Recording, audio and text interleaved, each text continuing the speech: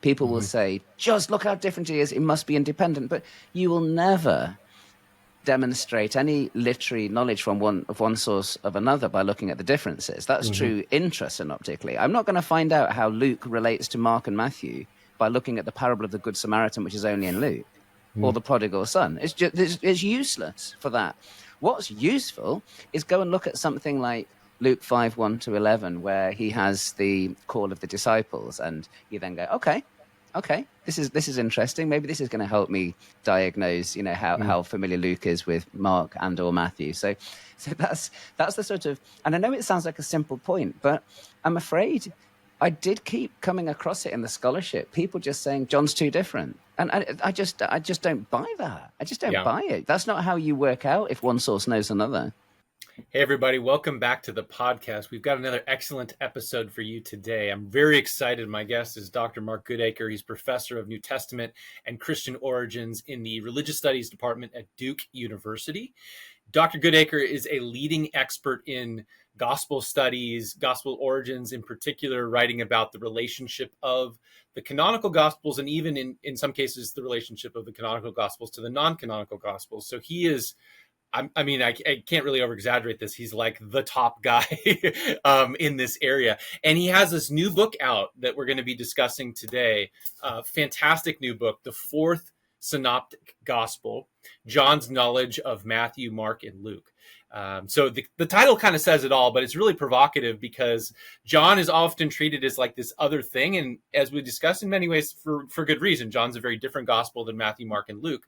But he's arguing that John knew all three and used all three as sources. So it's a really fascinating argument and very important. It's paradigm shifting in the field of gospel study. So you're going to get to hear from a world-renowned expert presenting a case that has the potential to fundamentally shift gospel studies for the future. And I'm really excited for this conversation. Hey, if you're new to the podcast, watching us on YouTube or listening to us on some podcast service, please do subscribe. Leave us comments. If you can like this episode on YouTube, that's great. Anything you can do to help get our work spread further, sharing it is great as well. That's the number one thing you can do if you appreciate what we're doing, is just to share our content, like, comment, all that good stuff. If you are interested in what we're doing with the Center for Bible Study, this podcast is a part of that larger apparatus. We're putting on classes constantly, lectures, free public lectures, and so forth. You can support us there. We have a membership service, so any recurring monthly donation to the Center for Bible Study, which is tax deductible, so it's great. It gets you instant access to all of our past classes and free entry into all of our future classes. We do things in person, but also online. So it doesn't really matter. Anywhere you are in the world, you can be part of our classes or join in with our lectures. And we've got a lot of really great content already available to you, a couple years worth of content, in fact. And we're going to continue to be adding to that. So that's another way you can support us if you're interested. All right. Well, thanks, everybody. I hope you enjoyed this conversation with Dr. Goodacre as much as I did, and definitely consider going out and getting this book. It's a fantastic read and a really, really important piece of scholarship. Let's jump into the conversation with Dr. Goodacre. Welcome back, everybody. I am super excited to have on with me Dr. Mark Goodacre, and we are going to be discussing his wonderful new book, The Fourth Synoptic Gospel, provocative title, John's Knowledge of Matthew, Mark, and Luke. And I love this book. It's a scholarly work, but it's a fantastic read, Dr. Goodacre. So thanks for your scholarship and thanks for being on the podcast. No, thank you. It's very kind of you to say those things about it, because writing a book, I don't find it easy, and I'm certainly not very good at writing long books, and I'm not very good at reading long books either, for that matter. So it's very nice of you to say those things about it. Yeah, no, I think it passed the Goldilocks test. It's just right. And I have to say, I was really excited to have a conversation with you. I've been a fan of your work. I think the first book of yours that I read was The Case Against Q. And so you kind of had me on that track for a while. And I find it very persuasive. So you're not going to get a lot of pushback from me, but I'll try to give at least some to keep the conversation interesting. Sure. So I think maybe a place to begin, and just to orient, because we'll have people that are watching us or listening to us from a variety of different places. The title of the book, suggests that you're wanting to push back against a current model, which sees a pretty sharp divide between the Synoptic Gospels, Matthew, Mark, and Luke, and then the Gospel of John. And you have some discussion about this at the beginning of the book, but what do you think are reasons why that model has been so appealing for so long to scholars, and then maybe what do you even see as some of its strengths as well? Sure. I mean, one of the things, obviously it is a provocative title, and I thought long and hard before agreeing to it. It wasn't actually my suggestion. That's a little insider secret. Publishers generally pick the titles of our books. Yes. Well, what happened was, maybe the easiest way to answer your question is just to tell a story. So I had, my chapter 2 was called When John is Synoptic. Well, it's still called When John is Synoptic. However, I had a night when I was in England a couple of years ago, and I was really jet lagged, and I just couldn't sleep. And normally when I can't sleep, I just think about the synoptic problem.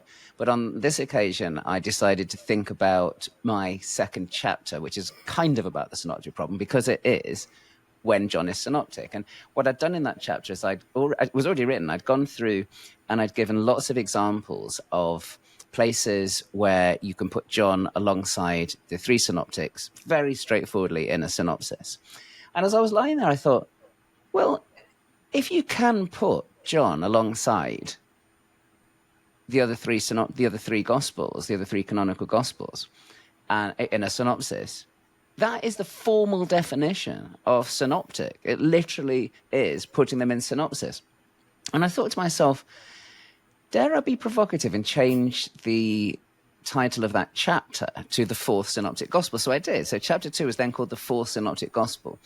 When I complete the manuscript, it goes into Erdmann's, and they said straight away they were very happy with the manuscript, happy to accept it, but they wanted to make one change. They wanted to call the whole book the Fourth Synoptic Gospel. And I was like, because the thing is, it's easier to protect yourself when you're doing it just within a particular chapter, because I spend the first couple of pages of that chapter with lots of caveats. So I thought, yeah, it's a good idea. It's fine. I don't mind it having that provocative title. It might even mean a few more people read the thing. And so I switched chapter 2 back to being called When John is Synoptic. And the fundamental argument there is, yes, John is different. John is really different from the synoptics. But the fact that you can frequently place it alongside the synoptic gospels in a synopsis means that it is technically, not just, I don't even want to say technically, because that makes it sound like I'm getting off on a technicality. It means it actually is synoptic. Mm-hmm. I mean, I had this... I looked down. So when I was rewriting this second chapter, I looked down at my synopsis of the Gospels, which was open in front of me, and the title of it is Synopsis Quatuor Evangeliorum, which means a synopsis of the four Gospels. Yeah. And I'm like, I've looked at that every day. All of these other scholars, they look at it every day, and then they go, "Oh, but John is not synoptic," and I do it. In fact, in my classrooms, I've frequently just got up there and gone on and on and on and on and on about how John is not synoptic, and now I've just complicated everything for myself and everybody else. But the point is a serious one, that if you do put so much of a firewall between the synoptics and John, it actually discourages you as a scholar, as a student, from looking at the issues, looking at the similarities. Mm-hmm. Yeah, no, that's great. What are some reasons why people have kept that wall up for so long? Or, I mean, aside from maybe just, frankly, a lot of times scholars, we just accept the conventions that are handed on to us. But there does seem to be some attractiveness to it. I even think about some of your work with Q, the search for the mysterious lost source. There's something about lost sources or oral tradition and their implications for Jesus studies that maybe also plays into that a little bit. Yeah, I mean, the straightforward answer to why people have treated John so differently is it is different. I mean, it's out of the four canonical Gospels, it's more different from the others than any of them are from each other, if that makes sense. So I mean, it is real. It is different, and I think it's also, we're dazzled by a couple of things. One is John's prologue. The prologue just is so cosmic and out there and completely different from what we've read in the Synoptics, to begin the gospel with this kind of amazing poem about, how the world began and the word's involvement in it. That just completely dazzles us. It sets us up for something to be completely different. And also the way that the book ends. The book ends with this fascinating exploration of the beloved disciples' witness and of Peter as a character, which although it has a little bit of synoptic texture, it feels very different from anything that you read in the synoptic. So it is real, the difference.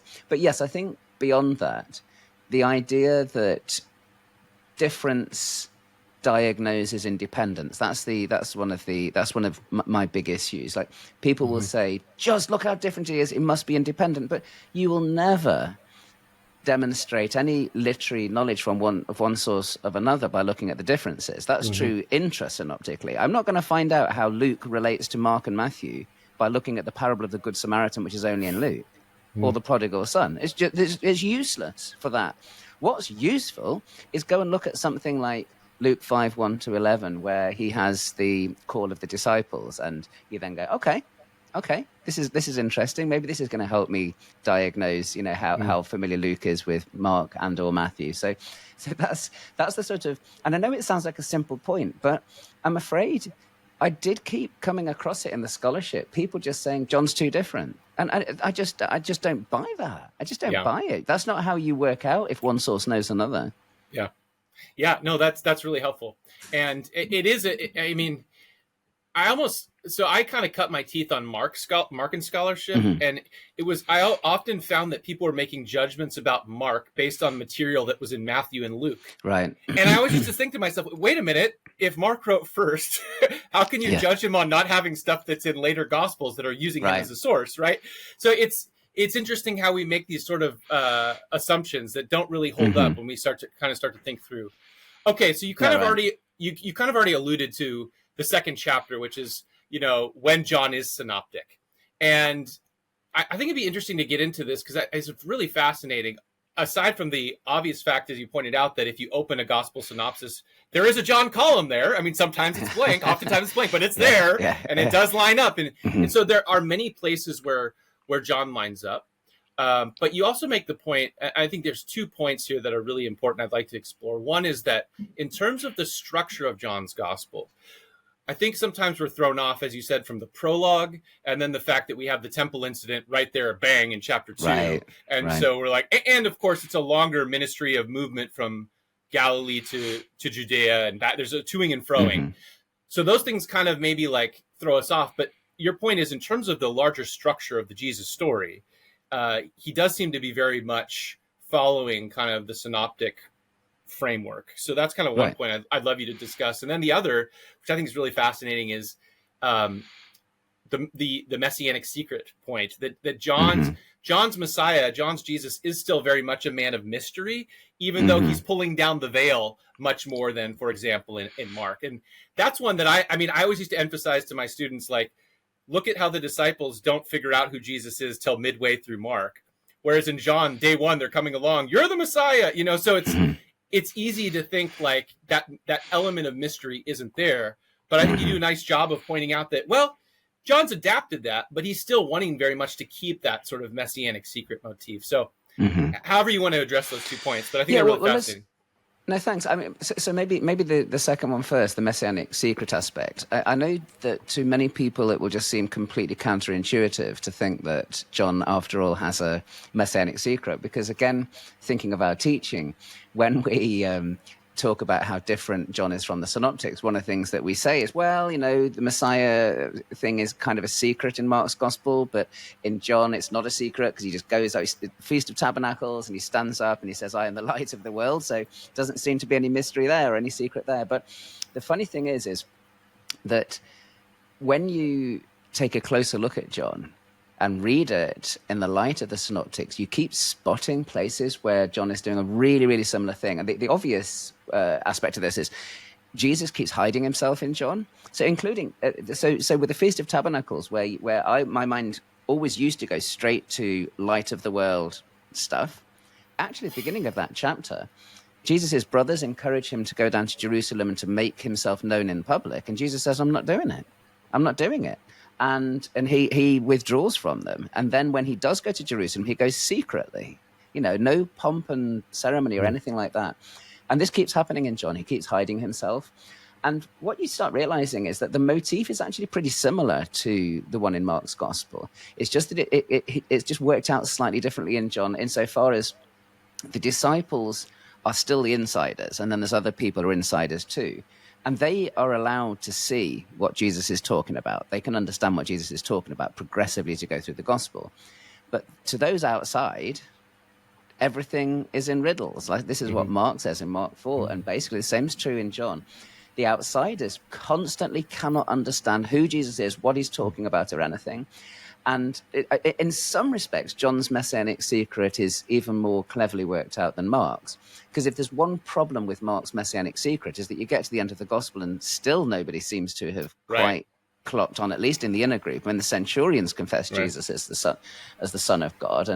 And the woman who anointed Jesus anointed him for his burial. So we have these stray characters that have recognized who Jesus is, but the disciples themselves, they've all fled. And John actually has an improvement on that by placing the beloved disciple at the cross. So I do think that John is influenced by Mark's presentation of a hidden Messiah.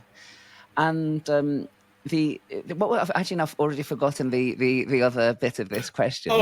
Just in terms of the structural element, I mean, you have a line about, a passion narrative with an extended introduction, which I think goes back to some Martin Kaler's discussion.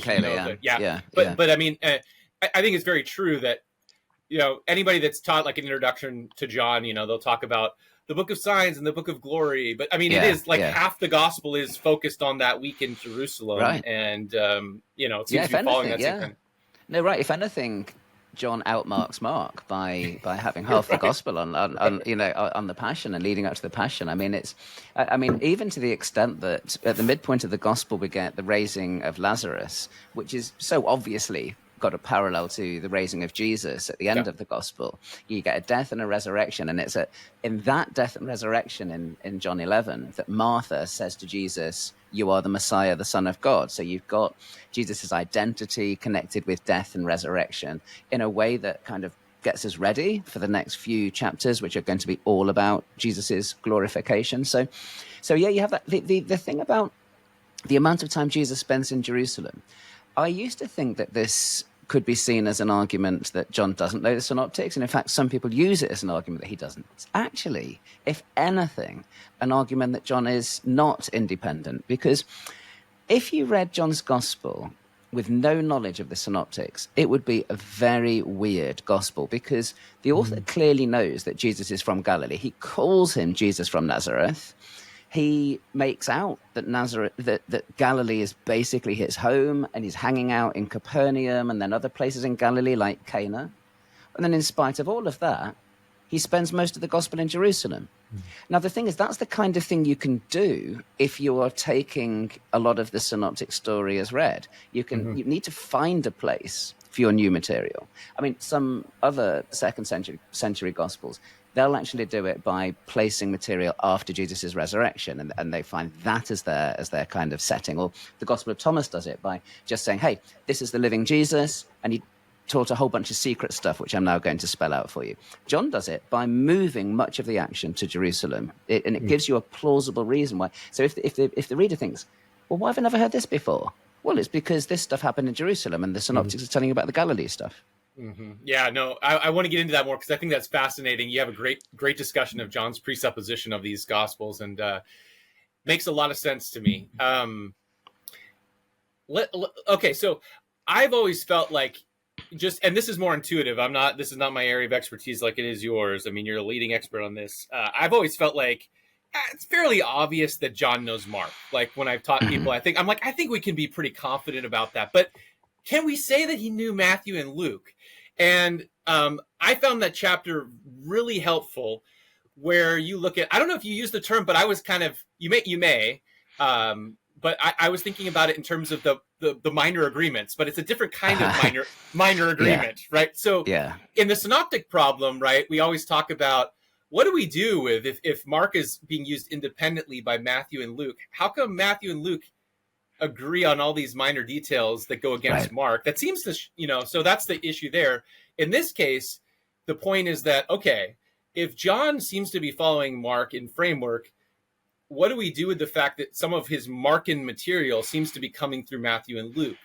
And you show all these places where in minor details, where you have the agreement between Matthew, Mark, and Luke in the story, John is closer on these minor details to either Matthew or Luke or both than he is to Mark. And so that becomes really compelling. Like, how do you, when you start stacking these up, how do you explain that? So can you just walk us through maybe a couple examples of that, or just what you're trying to do there to show the reader? Yeah, sure. I mean, it was one area where I was actually surprised when I started researching the book, going back over some of the greats. I mean, I'd read loads of this stuff in the past, like B.H. Streeter, 1924, the Four Gospels. I mean, he was one of my opponents in the case against Q, and I knew from having read that book lots of times over the years that he believed that John knew Mark and Luke, and also C.K. Barrett thought that John knew Mark and Luke. So when I started, just working through the synopsis myself, first thing I wanted to know is can I make a case that John knows Matthew as well? I was already persuaded that he knew Mark and Luke. And James Barker brought out a book called John's... we had him on the podcast, actually. Awesome. Yeah. And he argued that was his doctoral dissertation, that John knew Matthew. And so I thought, let's see if we can build on some of what Barker's done so effectively. And I was actually really taken aback by how many cases there were of John showing parallels with Matthew's reworkings of Mark, even to the extent that the thing that first alerted me that something might be up with a lot of the scholarship on this is that when you get a list of all the verbatim agreements between John and the Synoptics, the top three, all three of them are in Matthew. One of them is in Mark as well. The "Amen, I say to you, one of you will betray me." That's in Matthew, Mark, and John.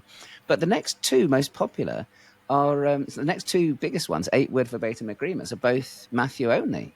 So that was like, well, okay, let's keep looking. And then very, very early on, really early on, I was struck by the story of the crown of thorns, where all Matthew is doing, and I've read that story in Matthew many times over the years, all Matthew seems to be doing is just rephrasing Mark a bit. He's just like moving, some conjunctions around and some participles around and so on.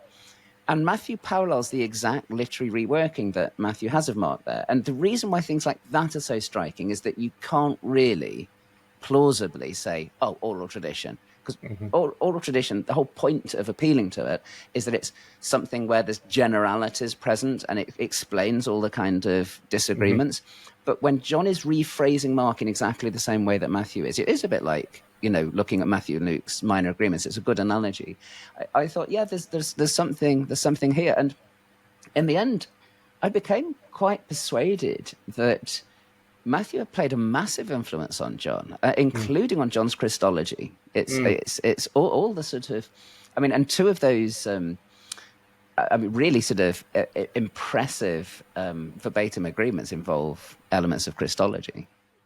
Yes, and I want to talk about that. That was really interesting. Yeah, I found that some examples really interesting too, where like you show how I can't remember off the top of my head which they were, but where John is kind of drawing on elements of both Matthew and Luke, little details here, and kind of bringing them together. And when you can start showing that kind of stuff, that's really powerful too. Well, there's one which actually is a minor agreement in Matthew and Luke, which John carries over. I find very persuasive, which is the tomb incident. So what happens is Matthew says that Jesus's body was placed in a new tomb by Joseph of Arimathea. Luke, I think, I've written an article about this whole tomb question. I think that Luke, when he sees that in Matthew, he thinks, that's a good improvement on Mark because it deals with any anxiety about any other bodies being in there, which is a big apologetic anxiety, I think, in antiquity. But Luke thinks, well, how new is new? So he makes it a tomb in which no one had ever been laid, which is a great improvement. And then you get to John, and he says it's a new tomb in which no one had ever been laid. I mean, it's got both the Matthean and the Lucan edition. Now, the reason why most people are not persuaded by that as an example of John's knowledge of Matthew and Luke is because if they have believed that, then they have to accept that Luke also knew Matthew. And as we know, it's dogma that Luke didn't know Matthew. So it was one of those things where, do I risk bringing forward examples that only work on my hypothesis? Yeah. And when I wrote my Thomas book, I decided, no, I'm not going to bring in anything that, where you have to have dispensed with Q before it works. I had to do it through gritted teeth, but I did it. Yeah. But this time I thought, well, darn it, I've written a book and 5 articles arguing that Luke knew Matthew. Aren't I allowed to presuppose my own hypothesis when I've actually argued for it? All these other people, they presuppose the two-source theory without having written a jot on it. So I decided, no, I was going to be belligerent. And so some examples really only work well if Luke knows Matthew as well. But having said that, I think you can still think Luke's independent of Matthew and make the case that John knows them both. I think you can make that case. It's just that I see a few nuances like that one in the tomb story, which help as if Luke did know Matthew as well. Yeah, that's great. That's great. Now, I want to get back. Maybe when we get to the end, I'd love to kind of just explore your thoughts on the implications of the larger model and how that could change, gospel studies moving forward. But yeah, that's great. Okay, so let's talk about, you brought this up a little earlier, and I'd love to get into this a little bit more of how John seems to be presupposing knowledge of the other gospels, and in a kind of fascinating way. Like I think you have a line towards the end of the chapter where it's like John could change, adapt, correct, but he couldn't replace. Like that.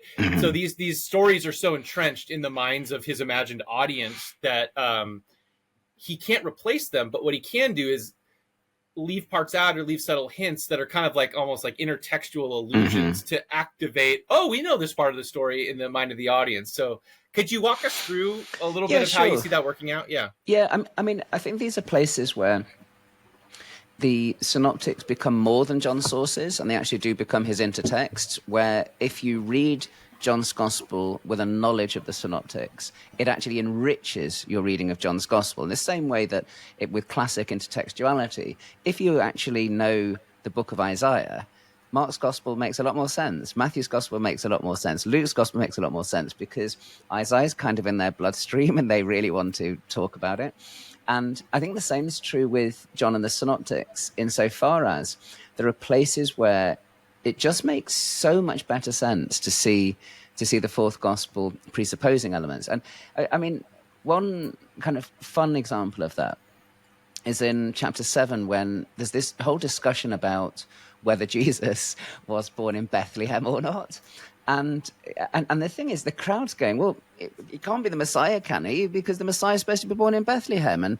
And most commentators on John point out quite correctly that the broader point is, well, it doesn't really matter where Jesus is from physically because he's from above. He's from heaven. That's the true location. That's where John always wants to go to. Yes, of course, that's true. But the irony is delicious if the reader knows that Jesus is born in Bethlehem from Matthew and Luke. Because then you say, yes, Jesus is from Galilee, which the crowd knows. Yes, he's from above, which the reader knows. And also, and the crowd's silly because they don't know that Jesus is born in Bethlehem. If John is read without a knowledge of the synoptics, the reader's placed in the position of the crowd going, oh yeah, well, was he born in Bethlehem? What's going on there then? Because he's Jesus from Nazareth, So it just works so much better if John's playing on the reader's knowledge of that. I think if you want the reader to have an enriched experience, give the reader some agency. And that's what the fourth gospel does. It keeps giving the reader the agency where it makes you feel clever because I know he's born in Bethlehem. I've read Matthew and Luke, So I think that's one of the things that's going on there.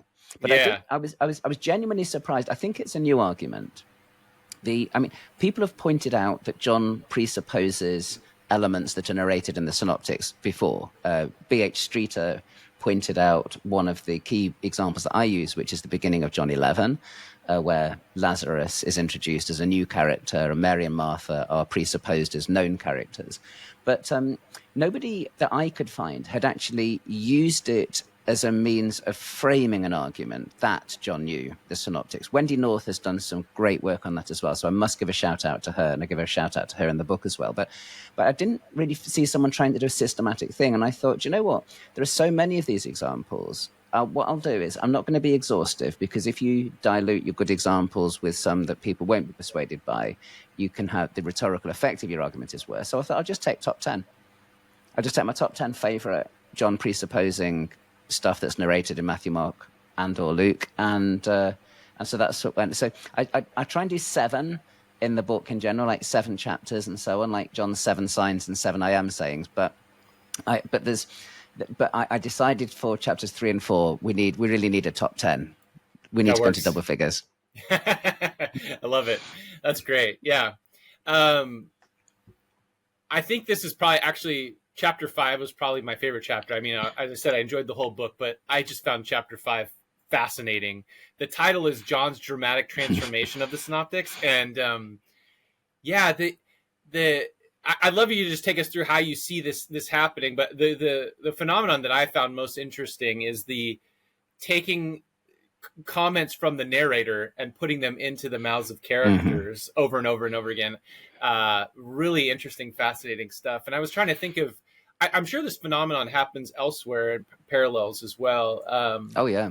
This kind of stuff happens all the time, but yeah, go ahead. Well, that was one of the things that put me onto it, because I knew from reading Ed Sanders's Tendencies of the Synoptic Tradition, which was actually his doctoral dissertation back in the 1960s.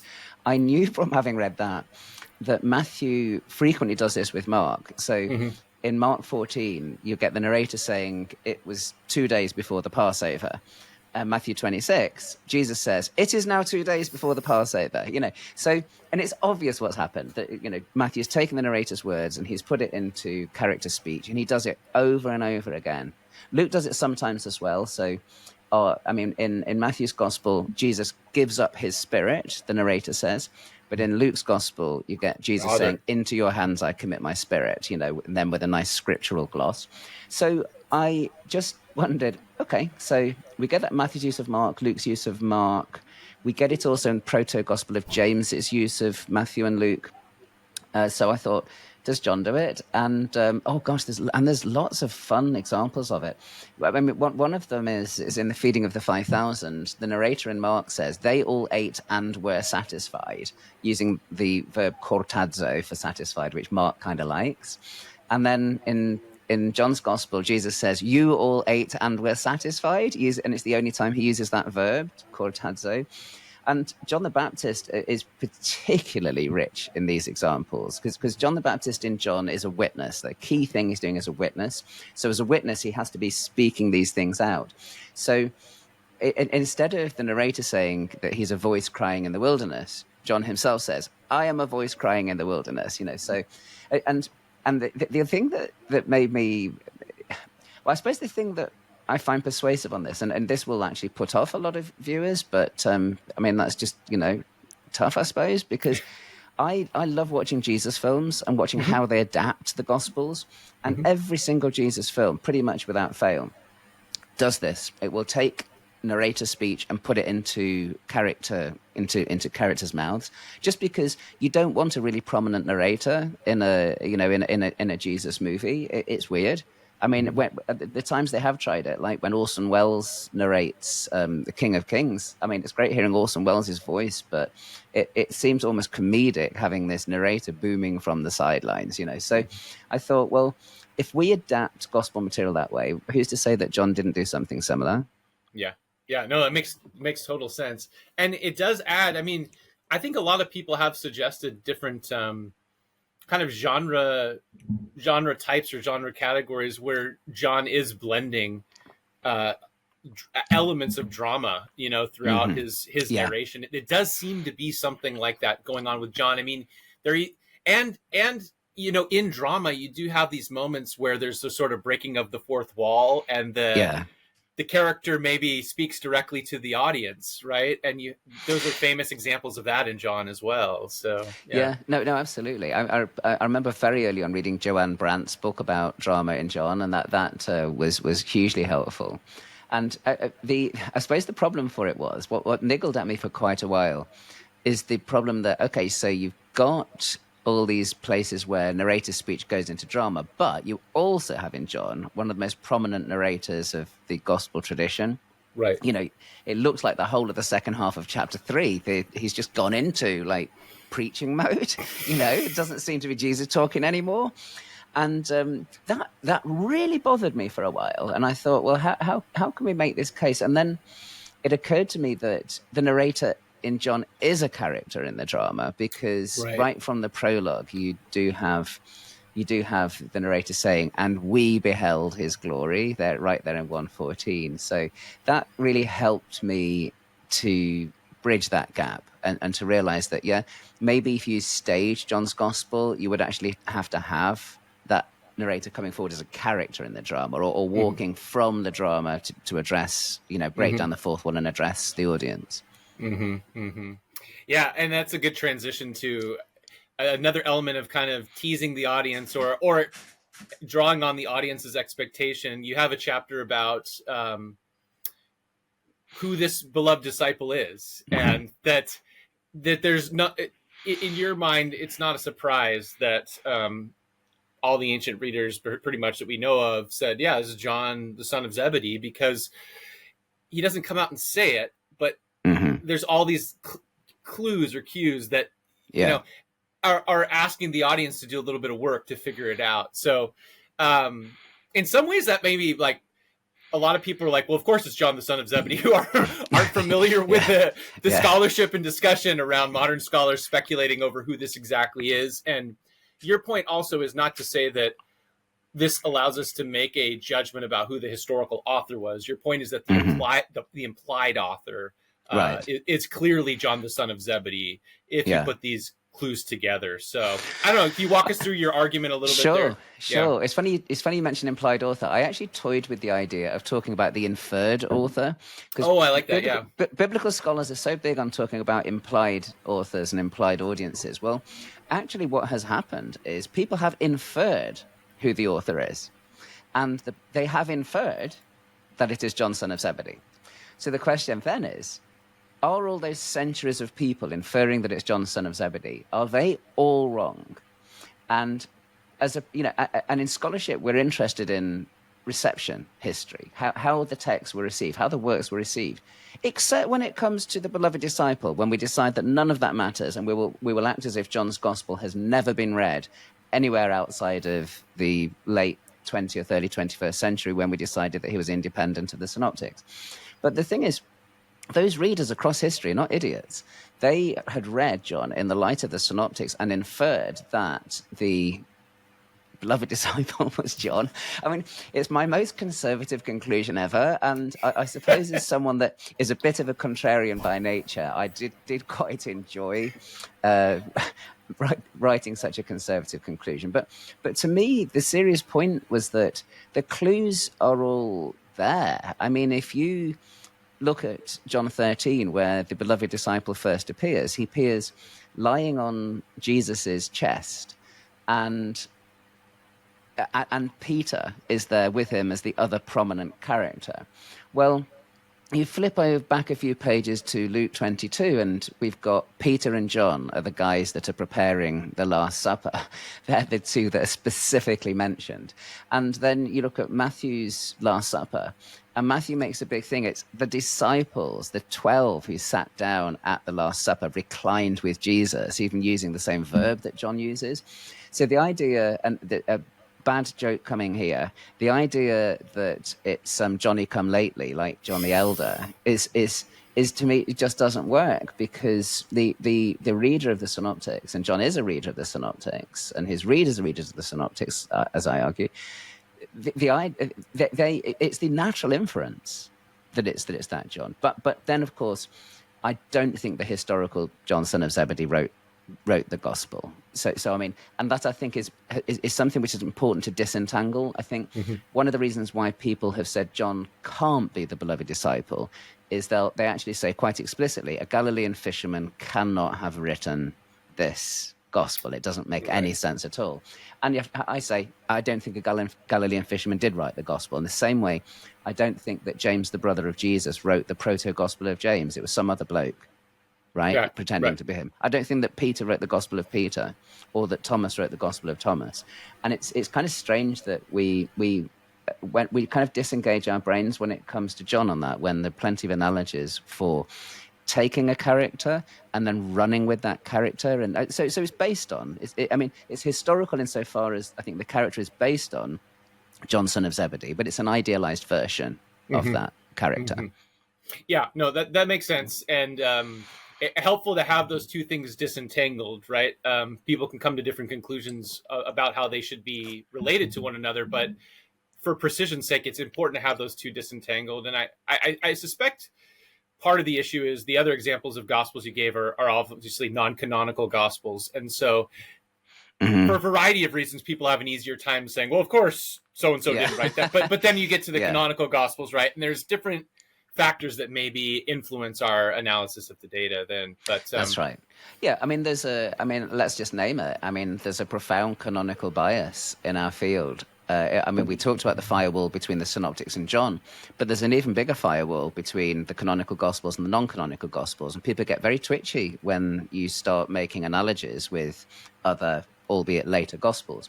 But this goes back to the great Moody Smith, who was formerly at Duke University, who wrote a fascinating article in which he asked, is John the first apocryphal Gospel? And it's a great piece. And I think if you don't look at those analogies to other early Christian literature, then you're weaker for it. Yeah.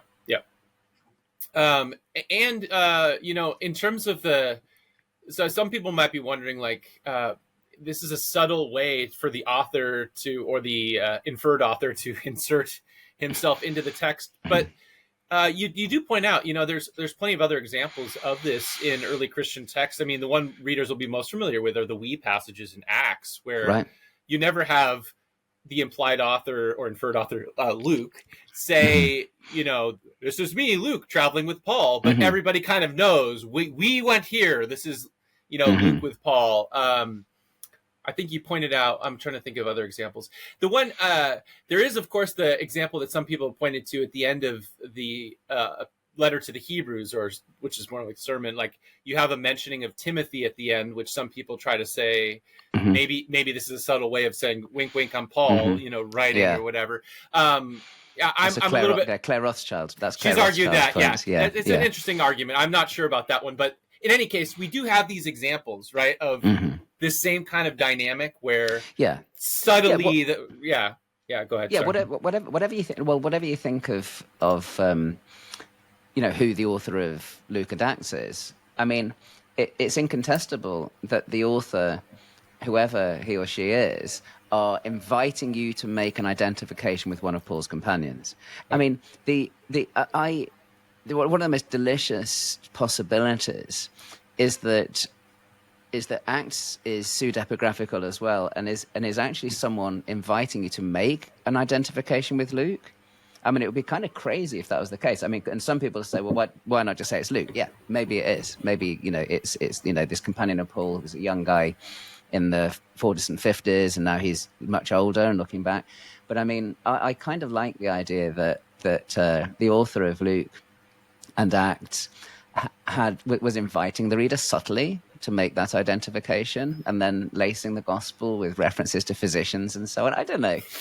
I don't think I believe that strongly enough to make a case for it, but I just wonder if there's a real literary skill in that, which is similar to John's literary skill. And even if authentic, so say the we passages are authentic first person plurals, it's very similar. It has a very similar literary effect to what John's does, which is you keep the author kind of in the background, give them a cloak of anonymity, which then gives them that extra kind of authority. It's so much more ham-fisted when you get to, say, the Gospel of Peter, and he just goes, I, Peter, was there at the, we were mending our nets, and Levi was there too. It's just kind of much more ham-fisted. I like the subtlety. And of course, some people would say, well, it's subtle because it's real. Yeah, and fair point. It could be. I'm not persuaded of that, but yeah. Okay, so maybe talk a little bit about the Christology piece too, because I think that's this was another really interesting point that you press in the book. Maybe by way of backdrop, there's this famous line. I don't know who to attribute it to. You may about this saying of Jesus. It shows up in Matthew and Luke. So sometimes it's be attributed to Q if you're a Q believer, about language of this kind of like absolute language of the Father and the Son, and no one knows except the ones who to whom the Son reveals it. The Father's given to the Son, and scholars refer to this often as the bolt from the Johannine blue. Like all of a sudden you just have Johannine Christology just boom pop up in Matthew and Luke, right? And it does speak to this idea that very common in the scholarship that like you kind of have a certain kind of Christology in Matthew, Mark, and Luke. And then John is a higher Christology that's cosmic, and and now we're moving towards something more like what becomes the doctrine of the Trinity or whatever. But you argue, and I think persuasively, that actually John's language, the two things that we associate most with John's Christology, the I am statements, which he makes, he clearly connects to the divine name, where Moses, God reveals his name to Moses in the bush or whatever, that and the absolute language of Father and Son, that both of these are actually John kind of riffing on texts that he finds in the Synoptic Gospels. He's just drawing out more the implications of what he's seeing in those texts. Could you walk us through that a little bit? I think that's really fascinating.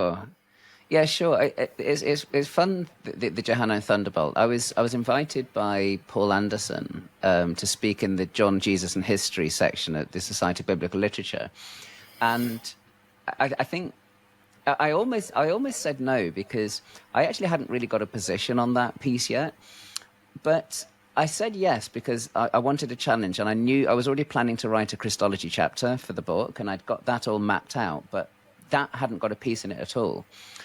And as I started looking at it again, I mean, because it's one of these things as well where if you believe in Q, then all Matthew and Luke have done is they've copied Q almost verbatim, because it's that passage is one of those places where Matthew and Luke are closest. I wrote an article once called Too Good to Be Q, and this was one of the prime examples of it, because it's so close that it's more plausible you've got a direct copying by Luke from Matthew. Now, because of the Q hypothesis, people have failed to see that Johannine Thunderbolt, so-called, is all written in Matthean language, which Luke has copied. And you can take every line of it and find multiple parallels to it in Matthew's Gospel. So for a start, I think Matthew composed it. But alongside that, I would say that there's the thing that makes it look Johannine is an accident of Matthew's poetry, because Jesus, it's what Michael Golder called a repetitive converse logion, which means you go Father, Son, Son, Father. You keep saying no one knows the Father but the Son, and no one knows the Son but the Father, and those to whom he's chosen to reveal. Now, you have to say Father, Son, Son, Father in that context, because you can't say no one knows the Father but the Son of God. No, that sounds ridiculous, because the poetry doesn't work. No one knows the Son of God but God. No, it doesn't work. No one knows the Son of God but the Father. No, you have to say Father, Son, Son, Father for the poetry to work. And Matthew will do that. I mean, there are multiple other examples of repetitive converse logions like that, logia like that. But I think John sees it and he goes, "That's it. That's how this is how Jesus taught, the Father and the Son."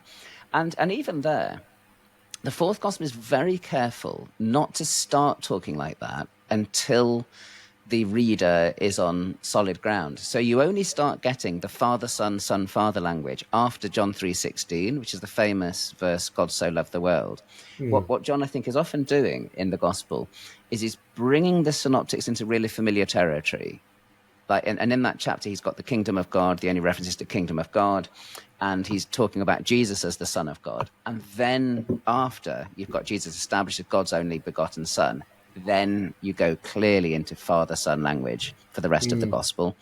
So, I mean, whether people will be persuaded about that or not, because you have to buy quite a few other things, like it not coming from Q. And I think there'll be a lot of readers that would be disappointed by it, because if it is from Q, or if it predates Matthew and Luke, then you actually have got John drawing from, the same kind of tradition, and it then increases the possibility Jesus did actually talk like that. So I realize that my conclusion will be unsettling for some readers. It's unsettling to me in a certain way, because I would always much rather know more about the historical Jesus than less. But I do think it's more likely that the direction of influence is from Matthew to John, rather than Matthew and John independently knowing a similar Christological way. It's still based in stuff that Jesus may well have said, because we do have some, Son of God material already in Mark's Gospel as well, and Paul clearly thinks that. So it's not too radical. It's just that way of talking about the intimate relationship between Father and Son. Yeah. And in terms of the I am stuff, I've never thought that Mark does much with it. Like, I think there's some places where, people have tried to read it in there, but I'm not sure that it's there. But there is the one place in particular, I think it's on the C, where he says ego in me. And I think that's where that's one place where I think John is definitely could be picking up on that and expanding that very kind of thing. Yeah, and it's not just... And I discovered something quite scandalous there, which is that people are so convinced of how different John is from the Synoptics that you'll get translations of the New Testament that translate exactly the same phrase. Oh, yes, totally. Yeah. In Mark, I am he, or yes, right, I am that person. It is yeah. And then you get to John, and it's, oh no, we know John's got a high Christology. Okay, must mean I am there.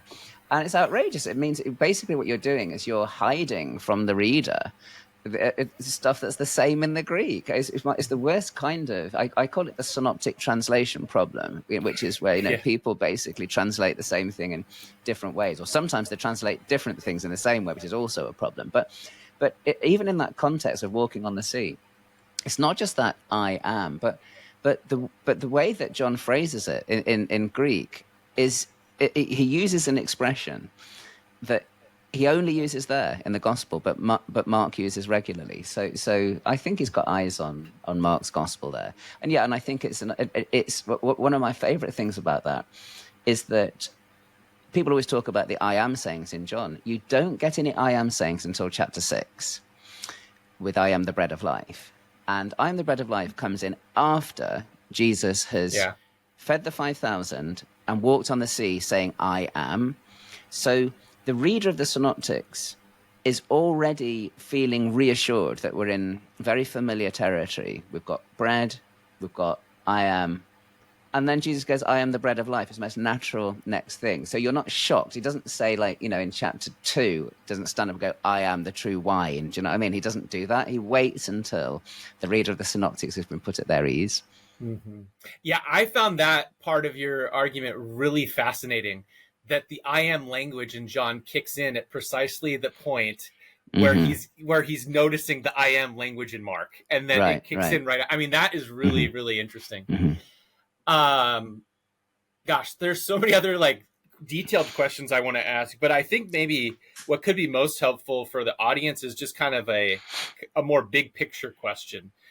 That let's say the work that you're doing here, and Dr. Barker as well, and others who have been kind of pushing. Let's say this kind of takes hold, as now we have a new paradigm for gospel scholarship, where in some ways it's kind of going back to what the ancient church said in terms of knowledge of texts, except of course for Mark in priority, right? So the canonical order is more or less the order in which the texts have been written, but you got to flip Matthew and Mark. It's like now we've had over like a couple centuries of scholarship that's been fascinated with pre-sources, oral sources, and all these kind of things. And now this is a major paradigm shift where we're saying basically, I mean, yeah, were there oral sources? Sure. Were there, sources prior to Mark? Fine. But in terms of the text that we have, we can basically explain these texts with the texts that are extant. We don't need to appeal to other things. I just love your big picture kind of reflection on what Sure. what difference that would make for scholarship. Well, yeah, it actually comes from one of my favorite scholars ever is Austin Farrer, who I never met. I was 2 years old when he died, but I love his writings. And what's become one of his most famous writings was something that at the time was completely belittled by most scholarship, either ignored or criticized. But it was called On Dispensing with Q. He wrote it in 1955, and he ends that article by saying, and the article argues that Luke knew Matthew, right? So he then says, so maybe things are a little bit more simple than we'd realized. And he says, let us indulge ourselves for a moment and prophesy. And he then says, Matthew used Mark, Luke used Matthew and Mark, and John used all three. And he just sets this out as being, you can actually watch the formation of the canon happening almost in real time by reading the fourfold canon. And so with that prophecy, as he called it, I wondered for a long time, should someone try and do that and fill in that last piece of John's knowledge of the Synoptics? And Michael Golder, who is Farrer's student and someone who I wrote my doctoral work on his work.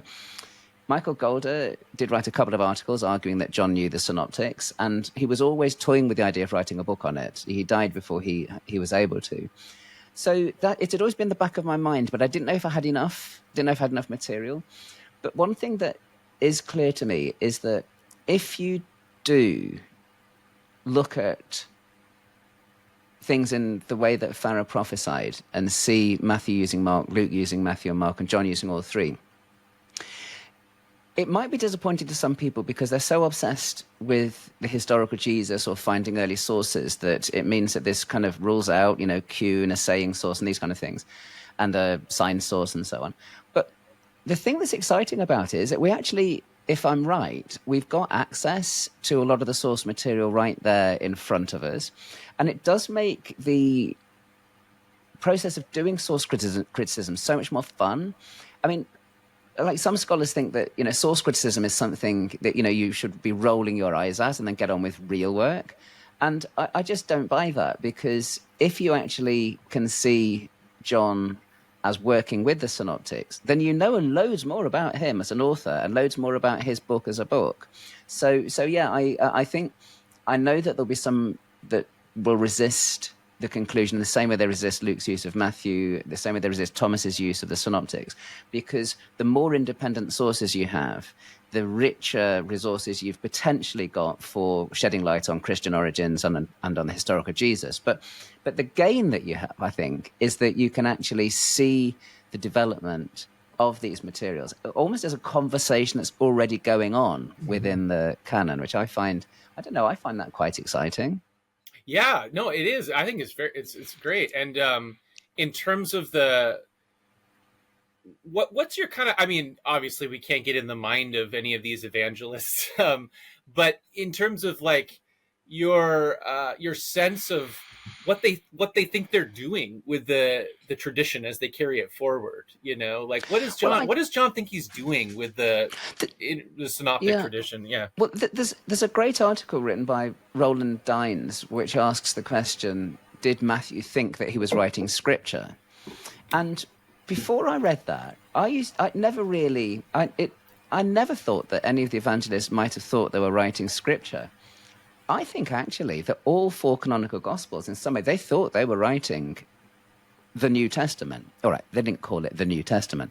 But if you fundamentally believe that the stuff that you are narrating fulfills these scriptures that you are actually quoting, and fulfills them in such a way that it brings to a climax what they're teaching about, then I think you might think you are writing scripture. And I think that if you believe that you're being influenced by the Holy Spirit to write these things, and it's pretty much explicit in John, because he has this line where he says the Holy Spirit will bring these things to, remembrance. So I think it's quite plausible that John did see Matthew, Mark, and Luke as being, in some sense, scriptural, or at least pieces that were written with real authority, that he thought, God had anointed specially. But in the same way that 1 and 2 Chronicles rewrites 1 and 2 Kings, in the same way that Deuteronomy has like a second set of, 10 commandments, and you can multiply those examples, John knows that you can omit, correct, change, skew in this direction, supplement, transform. And I think that's really what he's doing. So I no longer think obviously, like you say, we clearly can't get into authors' minds, and it's regarded now as being a very old-fashioned thing to try and do. But I actually don't think it's silly to speculate on, what these authors thought that they were doing, especially as they do kind of give us clues, here and there. Yeah, no, that's fascinating. What I hear you saying, and I don't want to put words in your mouth, but there's, in kind of this loose category of what we sometimes call rewritten scripture, it seems like within the development of the canonical Gospels, that's kind of a similar dynamic that's happening in terms of how they're handling the text and so on and so forth. Yeah, I think so. Yeah, it's fascinating. Well, anything else, Dr. Goodacre, that you want to share about the book? Everybody got to obviously get this book. This is going to be a huge book for years to come. But we'll give you the last word. No, it's very, very kind. I mean, it's a great conversation. I've very much enjoyed it. I'm pleasantly surprised by the number of people that have said that they've enjoyed the book. I'm waiting for the backlash. I know it'll come. Well, yeah. I mean, obviously, when there's a whole people have their career staked in, certain assumptions that your book would fundamentally undermine. So that in of itself will be problematic. But in any case, a good conversation, and one that we need to keep having in the field as we push forward. So thank you for being a pioneer and apparently fulfilling the prophecy of Austin Farrer and posthumously. So that's great. Yeah. All right. Thank you. Thank you. Cheers. Thanks for watching this video. If you enjoyed it, please make sure that you are subscribed to our channel for more content. And if you're interested in supporting us, the best way you can do so is by becoming a member of the Center for Bible Study. Link in the description. Thanks.